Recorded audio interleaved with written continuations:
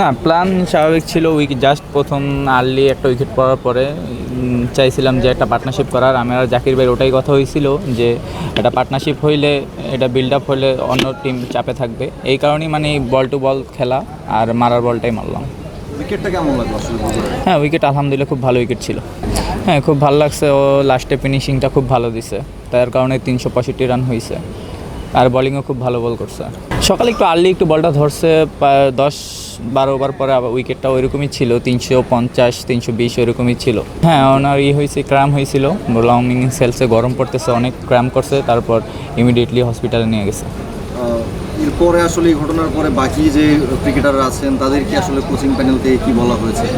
না, ওইরকম কিছু হয় নাই। একটু পানিটা বেশি খাওয়ার জন্য সবাইকে বলা হয়েছে, মেনটেন করার জন্য, আর কিছু না। আপনার পার্সোনাল পারফরমেন্স নিয়ে যদি কিছু?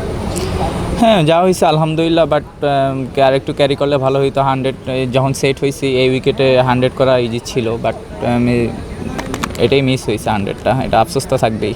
সিরিজে আরও 2টা ম্যাচ বাকি আছে, নিশ্চয়ই আফসোসটা মেটাতে চাই। হ্যাঁ, অবশ্যই আফসোসটা মেটাতে চাই। না, প্ল্যান স্বাভাবিক ছিল। জাস্ট প্রথম আর্লি একটা উইকেট পড়ার পরে চাইছিলাম যে একটা পার্টনারশিপ করার। আমি আর জাকির ভাইয়ের ওটাই কথা হয়েছিল যে একটা পার্টনারশিপ হইলে, এটা বিল্ড আপ হলে অন্য টিম চাপে থাকবে। এই কারণেই মানে বল টু বল খেলা আর মারার বলটাই মারলাম।